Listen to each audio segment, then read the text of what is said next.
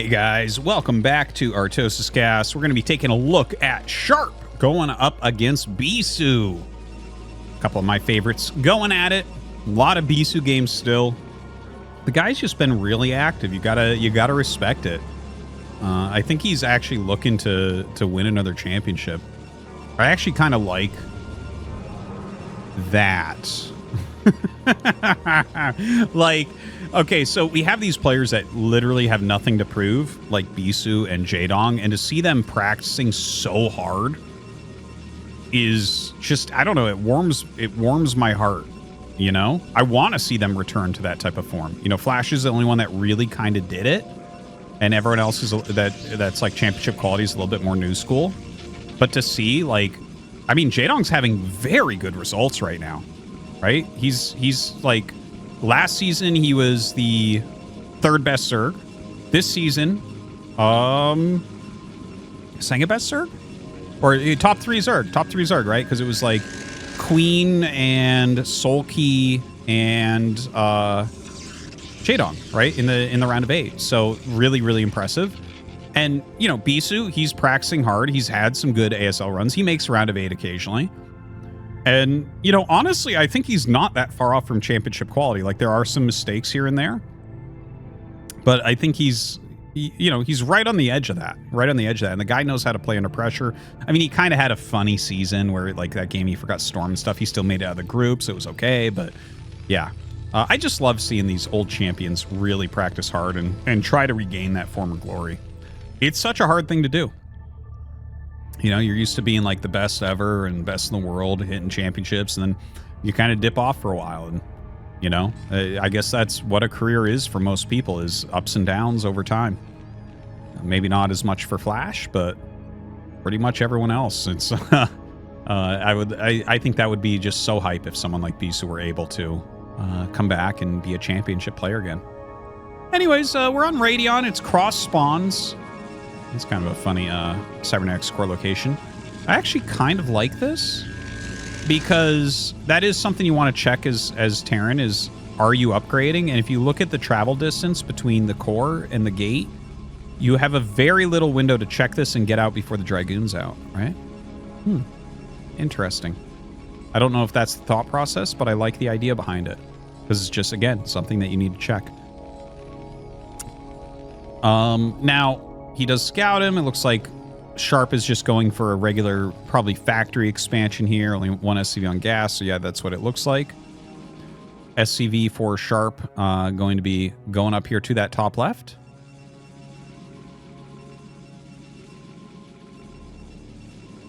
And yeah, the probe comes back to block. So he is trying to do a rangeless expansion here, which makes sense because it's cross spawn. Pretty darn safe. But the SCV came up and actually kind of ruined it. Look at how much time he's buying with this. And he'll probably run too because, well, the Dragoon should have already been out. But yeah, that was delayed slightly. So the SCV will be able to get away, I think. Vulture on the way for Sharp. Gets his own command center going. Yeah, this was actually delayed quite a bit, like 20 seconds delayed. So really useful SCV there. Dragoon trying its hardest to chase it down, but with 3 Marines coming out, not too much you can do.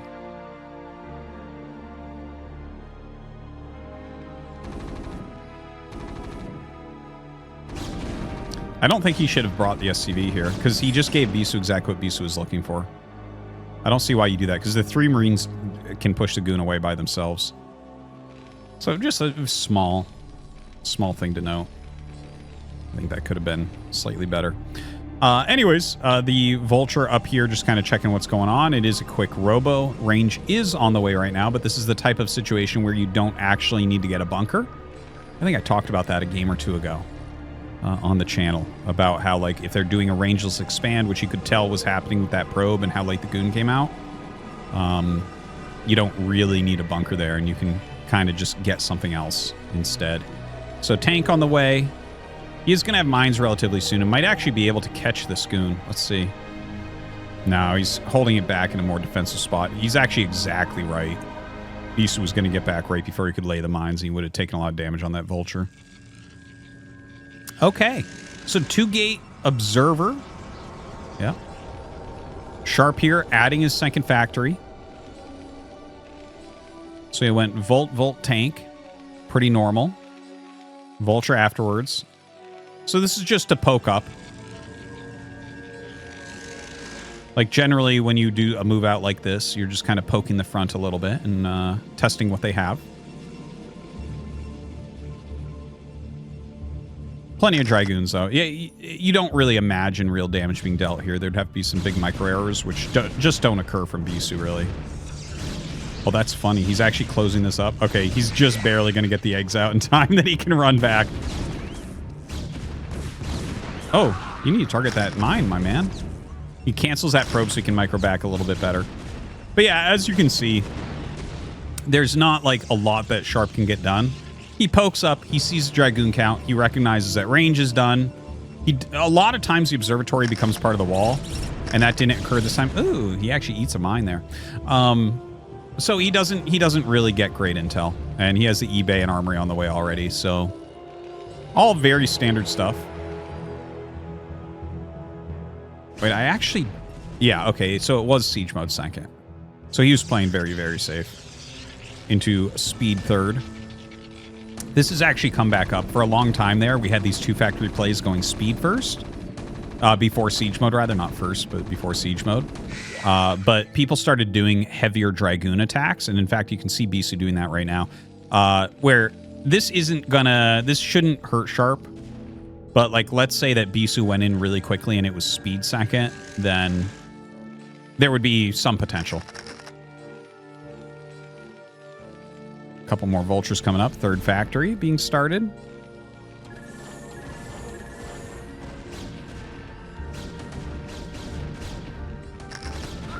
Oh my god. I was watching that. It was like a slow motion train wreck. It's like, oh, he has no idea that mine is there the way he's microing. So really good mine connection. That really forces him back. It takes a beating on those goons. They didn't really get anything done. And now Sharp moves into a more forward position. Now, does he actually attack? It looks like he's going to. He's got 3 full health tanks, 2 full health Marines, speed. He's got Siege Mode. And he dealt so much damage to those goons. This is a very weird attack. You never see this. This is happening only because of Bisu's kind of failed pressure there. So this is like a really interesting way to try to capitalize. I don't actually think he'll get that much done, but maybe. Like, I guess if you siege... Okay, he's going to try to lay some mines. The thing is, this is a lot of goons. This is 10 Dragoons. Okay, he gets a couple vultures in. This is going to make up for a lot of the failure of the actual attack. As you can see, he didn't do that much, but he did draw it away and get a couple vultures in. So he gets a few probes, and he has delayed mining at this base. This is actually a really interesting back and forth that we've seen here. Like, Sharp came out with an attack that you generally never see. Just because Bisu kind of screwed up against the mine. And then, like, 2 very hurt vultures got in, got a few probes. The position feels, like, pretty even here.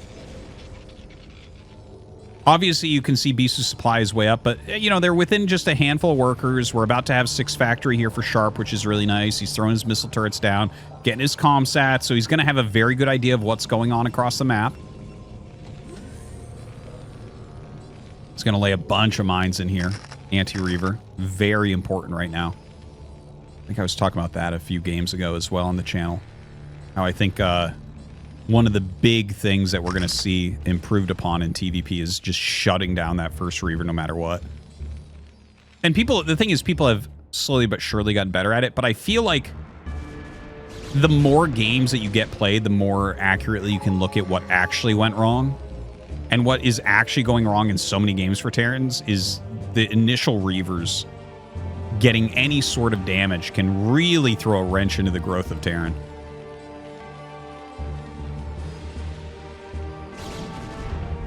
So Bisu right now preparing for that 4th base. He's got really, really healthy probe count right now. Already up into those about mid-60s. Shuttle speed on the way. Zealot legs, +1 attack as well. Has these observers out in really strong positions. Kind of watching what's being made. Sharp Yeah, he'll make third base on location. There's no reason not to. He's in like a perfect situation to take a third base, but not to attack. So yeah, I think that's it, right? Like you set up, and Bisu comes down, pokes the edges. Shouldn't really see anything happen. Taking that fourth base with good time, adding those additional gates as well. So going up to those 8 gates. Little bit of pressure coming out here from Sharp. Doesn't feel like he gets much done there though. Yeah, he kills a couple goons, but loses a few units. Pretty even overall. Bisu definitely shooting up in supply above Sharp. Oh, he doesn't actually start the command center. Is Sharp going to attack? Huh.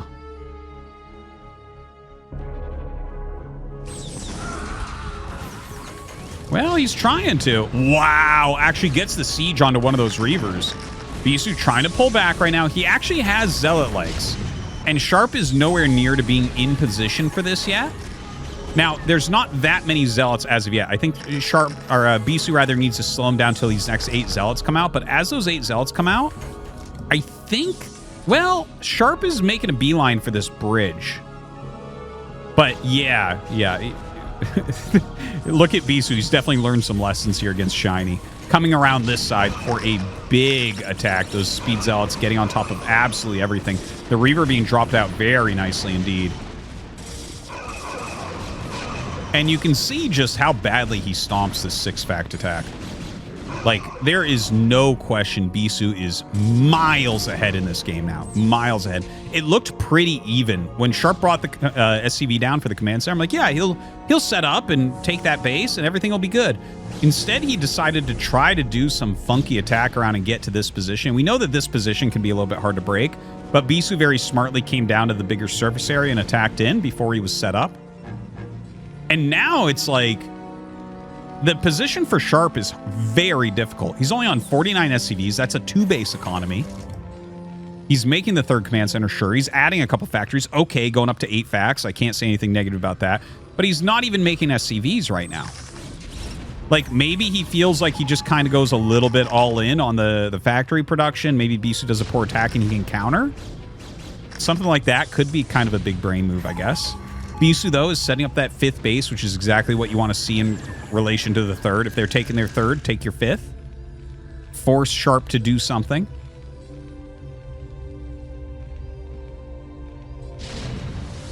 Ooh. Was he just out of vision there? Or maybe he clicked the wrong button and let the Reaver out before the Zealots. Could be. All right, Sharp actually finds the 5th base location here, and that'll be lightly annoying for Bisu, but not a big deal. Sharp going to try to finish up this base. Still not producing a lot of SCVs at the moment.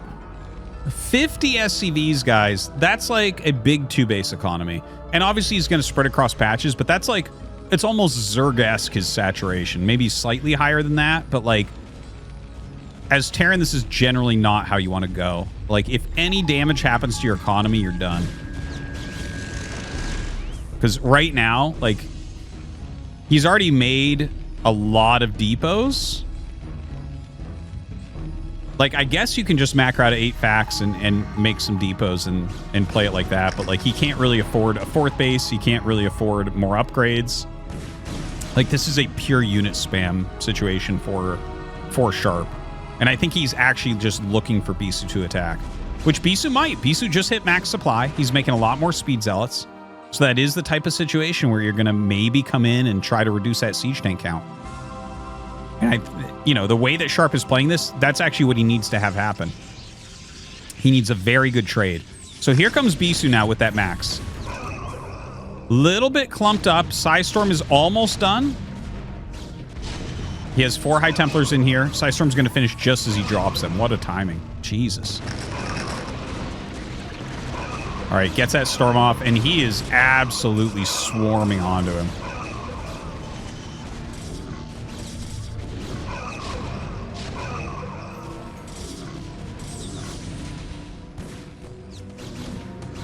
Well, that's game. That's game. This is like 10 flashes couldn't win from here. Okay, I actually want to go back and look at the push timing. Because it doesn't make sense to me. Okay, so he did that little tank push up here with 3 tanks where he lost 2 of them and sent the other one back. I don't know why you think that you can build this into a 2-base timing push from here. Because it's like he goes to 6 fact, okay, he blocks this Reaver, but the Reaver doesn't die or anything. You know? Like, let's just see as the attack comes out. We'll take a look at the numbers. Okay, so this is the beginning of the attack. So it's a 15 probe advantage. So right now you can take away 15 supply. So he's up 10 army supply only. But he's got 6 gates. He's got a robo. He's got 2 more gates on the way. 4 base. And it's like Sharp doesn't actually... He doesn't have that much. Like he's got 6 tanks. If you look at most successful pushes, they have more than this. And, you know, he lost 2 tanks to that pressure earlier. But he has plenty to just throw down this command center. Like, he can absolutely just siege up and throw down the command center, but I think the attack, especially cross-map, is just not really called for here.